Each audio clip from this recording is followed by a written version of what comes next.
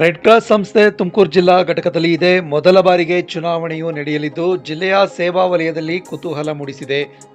March 22ರಂದು ಬೆಳಗ್ಗೆ 11ರಿಂದ ಸಂಜೆ 4ರವರೆಗೆ ಬೆಳಗುಂಬದ walk ಶ್ರವಣ ದೋಷವುಳ್ಳ ಮಕ್ಕಳ ವಸತಿಯುತ ಉಚಿತ ಶಾಲೆಯಲ್ಲಿ ಮತದಾನ ಪ್ರಕ್ರಿಯೆ ನಡೆಯಲಿದೆ. ಸುಮಾರು 900 ಮಂದಿ ಮತದಾರರು ತಮ್ಮ ಹಕ್ಕು ಚಲಾಯಿಸಲಿದ್ದಾರೆ. 15 ಸದಸ್ಯರ ಕಾರ್ಯಕಾರಿ ಸಮಿತಿಗಾಗಿ ಒಟ್ಟು 30 ಮಂದಿ ಅಭ್ಯರ್ಥಿಗಳು ಸ್ಪರ್ಧೆಗಿಳಿದಿದ್ದು 2 ಪ್ರಮುಖ ತಂಡಗಳಾಗಿ ಪ್ರಚಾರ ನಡೆಸುತ್ತಿದ್ದಾರೆ. ಈ ಹಿನ್ನೆಲೆಯಲ್ಲಿ 2 ಗುಂಪಿನ ಪೈಪೋಟಿಯಲ್ಲಿ 3ನೇ ಅಭ್ಯರ್ಥಿಗಳಿಗೆ ಲಾಭವಾಗ್ತಿದೆಯೇ ಎಂಬ ಚರ್ಚೆ ಜೋರಾಗಿದೆ.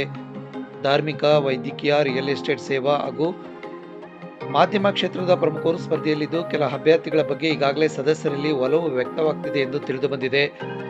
ಇದೇ ವೇಳೆ ಕೆಲವು ಅಭ್ಯರ್ಥಿಗಳು ಹೆಚ್ಚಿನ ಮತಗಳನ್ನು ಪಡೆಯುವ ಸಾಧ್ಯತೆ ಇದೆ ಎನ್ನಲಾಗ್ತಿದ್ದು, ಇನ್ನು ಕೆಲವರು ಕೊನೆಯ ಕ್ಷಣದಲ್ಲಿ ಫಲಿತಾಂಶವನ್ನು ತಿರುಗಿಸುವ ಸಾಮರ್ಥ್ಯ ಹೊಂದಿದ್ದಾರೆ ಎಂಬ ಅಂದಾಜು ವ್ಯಕ್ತವಾಗಿದೆ.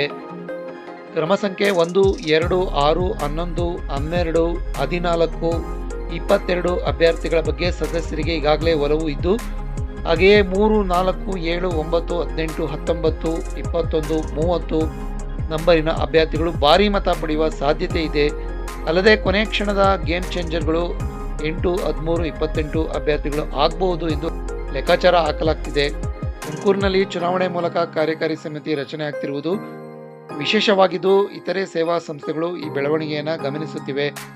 ರೆಡ್ ಕ್ರಾಸ್ ಸಂಸ್ಥೆಯು ರಕ್ತದಾನ, ವೈದ್ಯಕೀಯ ನೆರವು, ಪ್ರಕೃತಿ ವಿಕೋಪ ಪರಿಹಾರ ಸೇರಿದಂತೆ ಹಲವು ಮಾನವೀಯ ಸೇವೆಗಳನ್ನು ನೀಡುತ್ತಿದ್ದು, ಮಾನವೀಯತೆ, ತಟಸ್ಥತೆ ಮತ್ತು ಸ್ವಯಂ ಸೇವೆ ಅದರ ಮೂಲ ತತ್ವಗಳಾಗಿವೆ. ಮತದಾರರ ಅಂತಿಮ ತೀರ್ಮಾನವೇ ಫಲಿತಾಂಶವನ್ನು ನಿರ್ಧರಿಸಲಿದ್ದು, ಯಾರಿಗೆ ಗೆಲುವು ಸಿಗಲಿದೆ ಎಂಬುದು ಕಾದು ನೋಡಬೇಕಾಗಿದೆ.